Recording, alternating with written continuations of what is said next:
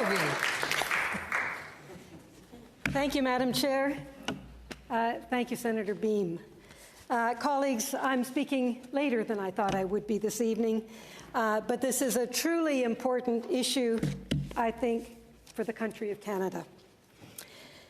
The Senate's Foreign Affairs and International Trade Committee's report that was tabled in this House in June 2019 is an important one. Cultural diplomacy at centre stage of Canada's foreign policy. It's unfortunate that it was tabled just before we rose for the summer, then there was an election, then there was COVID, so here we are picking up our steps that would have been nice if we'd been able to do earlier. When I suggested that the Foreign Affairs and International Trade Committee study cultural diplomacy, I then truly believed cultural soft power was essential in developing Canada's international profile. I still do. A builder for economic trade and growth, cultural diplomacy is important in building trust for international negotiations and collaborations. Culture portrays who we are, our national values, roots, and diversities. Conveying Canadian messages and realities abroad, culture tells others what Canada is, where we come from, and our courage in where we're going. That is critically important. Our international partners must understand our cultures, ethics, and history. Cultural diplomacy's integral importance to international trade and foreign relations has been much studied and written about. Today, I still agree with the UK's 2007 Cultural Diplomacy Report by Kirsten Bound, Rachel Briggs, John Holden, and Samuel Jones. It stated, quote, "More than ever before, culture has a vital role to play in international relations. Culture is the means by which we come to understand others, and an aspect of life with innate worth that we enjoy and seek out. Cultural exchange gives us a chance to appreciate points of commonality, and where there are differences, to understand the motivations and humanity that underlie them. These attributes make culture a critical forum for negotiation and a medium of exchange in finding shared solutions. The value of cultural activity comes precisely from its independence, its freedom, and the fact that it represents and connects people," end quote. Our report was unanimously passed by our committee, chaired by Senator Andrzejczyk. And again, I thank members of that 2017 to 2019 committee, especially Senators Owen and Toulajan, who embraced it ardently from the outset. We examined the issue, its impacts and benefits from a 360-degree perspective. Artists, arts organizations, foreign trade and trade missions, business, Canadian embassies, and comparatively, what is being done elsewhere. All underlined the importance of culture on the foreign stage as a means of strengthening the profile of Canada abroad. We heard from Canadian and foreign diplomats, Canadian and international funding agencies, artists of all disciplines, educators, academics, arts organizations, business leaders, and staff from Global Affairs, the Canada Council for the Arts, and Canadian Heritage. We heard emphatically that artists' works in all disciplines significantly enhances Canada's international role by connecting many international dimensions, defending our national values, and highlighting Canada's economic and social position abroad. We also heard how Canada's business overseas increases with cultural understanding. Citing the impressive tangible economic benefits and more of Canada's former Trade Routes program, witnesses underlined the critical need for support to enable artists to take their work and knowledge of Canada abroad. It was clear that we must retool our cultural diplomacy approaches. Simon Brault, Canada Council CEO, said during his testimony that we were, quote, 10 years behind where we had been and where we could be as a result of cuts by former governments, plural, end quote. I fear we are now even further behind. Mon espoir. My sincere hope is that culture will again be a strong aspect of Canada's foreign policy. May cultural attachés and staff with arts understanding and knowledge in all Canadian embassies, give greater presence to Canadian art in our embassies, on international stages, theatres, book fairs, galleries, museums, and in other cultural centres and festivals. Canadian artists and arts organizations will again be part of international trade missions. The Creative Export Strategy, announced by the Department of Heritage in 2018, was heartening. A strategy aimed to help Canada's creative industries gain opportunities in new markets around the world. Its announced $125 million budget was to support three key pillars. The first, to boost export funding in existing Canadian heritage programs. The second, to increase and strengthen the presence of Canadian creative industries abroad. And the third, to create a new creative export funding program and build the relationships needed to make business deals. Open to all media, including design, and to for-profit and not-for-profit organizations, and First Nations, Inuit, and Métis councils, governments, or organizations. It was obvious from the outset of the first grant run that the monies fell far short of demand. The impact of cultural diplomacy was stressed in all my international discussions, in Europe, South America, Mexico, the US, the UK, and this morning in a meeting with parliamentarians from the Welsh Parliament. As well, over the years, with all the meetings I had with the Arctic Circle and circumpolar organizations. Indigenous languages and cultures were consistently highlighted as critically important. Colleagues, culture is essential in all our international relationships.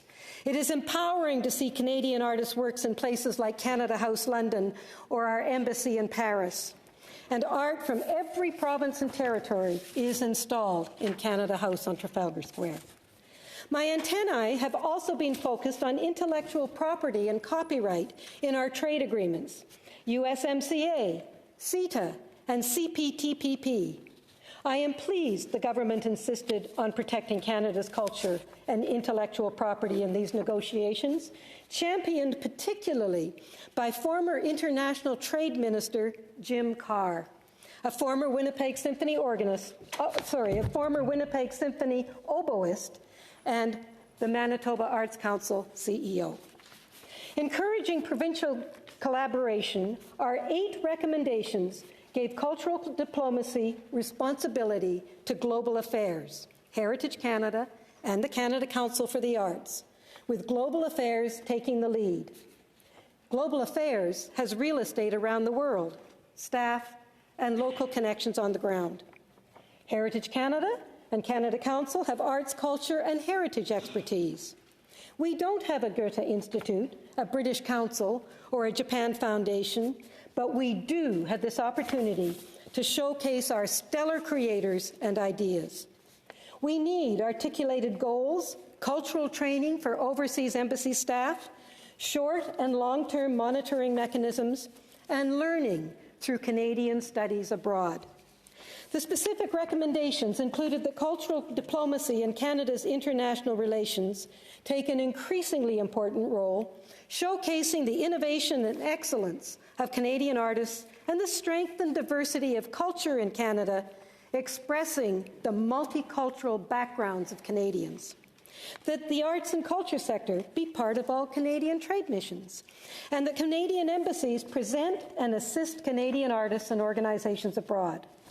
And it ensures that all Canadian missions have either a cultural attaché or trained staff knowledgeable and able to support Canada's cultural work and international collaborations.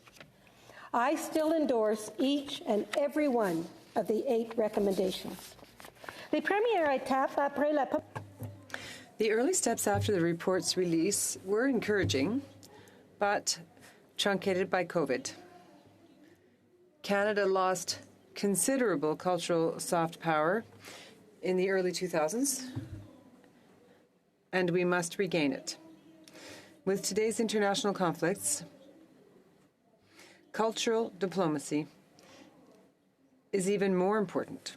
Often said, quote, "At times of international political difficulty, culture can keep the doors open," end quote. UNESCO calls for, quote, dialogue based on music and the arts, a vector for strengthening mutual understanding and interaction, and for building a culture of peace and respect for cultural diversity, end quote. Our report's release did bring some positive changes. Canada Council for the Arts opened a special funding stream for international activities. Global Affairs launched a preliminary training program. Organizations were ready. Recently, Mary Reid of Woodstock's Art Gallery presented artist John Hartman's portraits of Canadian authors at Canada House, London. William Huffman showed Cape Dorset art in Warsaw and Korea. And at OSCE last summer in Birmingham, a unanimous vote of all 780 international parliamentarians supported Arctic security. Art and culture were part of those discussions, as they were at every OSCE meeting I attended during my time as senator. In November, Canada's First Nations delegates to COP27 expertly showcased First Nations cultural approaches to climate change solutions. And you know, too, that work is well advanced for the participation in Ghana of the Ghana's Pan-African Heritage Museum. But 3 years ago, at my first meeting of that museum's International Curatorial Council, I was surprised to learn that Canada was thought as being part of the U.S. That misconception now dispelled, Canada's Content Steering Committee for our virtual and real participations, chaired by BC artist and poet Chantal Gibson, is seen as a leading model. Our Cultural Diplomacy Report was the catalyst for Global Affairs and the Canada Council for the Arts funding, enabling the hiring of 6 regional Black curators. These recent activities are encouraging, but are few and far between, as Canada's cultural diplomacy policy has not been formally adopted. It's neither known nor understood, and is not fully implemented by Global Affairs, even though I have received great encouragement from ambassadors and officials. Many people, like me, believe cultural diplomacy needs a higher profile within the department itself to make as effective as it could be, to be as effective as it could be and should be. The result would be transformative for Canada as a whole, its culture, and its place in the world. Professional experience in presenting Canadian arts abroad, in Europe, Asia, the UK, and the US, I can attest that a strong cultural diplomacy presence will benefit Canada at home and abroad, our creators and cultural organizations, and the financial returns for Canada will be significant, as they were before the program was cut, and it will feed our tourism. Now more than ever, we need our allies to know us, and as part of UNESCO, we have a responsibility to assist in preserving culture from war and climate desecration. Cultural diplomacy is the appropriate vehicle. In discussing cultural diplomacy, Simon Mark wrote that, quote, its potential power rests on its intersection with national culture, national values, national identity, and national pride. It shows a state's personality in a way that connects with people. The power of a cultural performance or film or a scholarship to connect should not be underestimated. I close with a personal story. In the 1990s, I visited a wonderful small UK bookshop in Durham. Its floors piled high with books, overflowing shelves, and 3 big round tables down the middle, filled with Canadian authors. A Canadian book festival? No, said the owner. Quote, the tables are for the world's best writers. Do you have a problem that they're all Canadian? End quote. A former Japanese ambassador to Canada told me on his departure that Canada has the best writers. He took many Canadian authors' works back to Japan with him to have them translated. Canada should have done those translations, or could have. Of course, Alice Munro received the Nobel Prize for Literature, Margaret Atwood is celebrated globally, and the film of Miriam Tave's award-winning book, Women Talking, won an Oscar this year. A Canadian from Vancouver Island, Aaron Watkin, was recently appointed artistic director at the English National Ballet. And Naomi Wu, daughter of our Senator Wu, given her many invitations, is about to move to Europe to pursue her conducting career there. Colleagues, our voices are respected beyond our borders. though without the support I believe they're due. We shouldn't hide our creators who tell the world who we are. Canada's profile abroad is largely its culture. As it was for decades before culture's cut as a fourth pillar of diplomacy, our government's investment will be far less than the resulting multifold positive economic and profile returns. Through cultural diplomacy, pride in our internationally acclaimed creators will become our brand, a brand which should be known as Canadian, not American. Please endorse the tabling of this report so we can get a response from the government, so work can begin concretely, and so training can continue effectively. Thank you.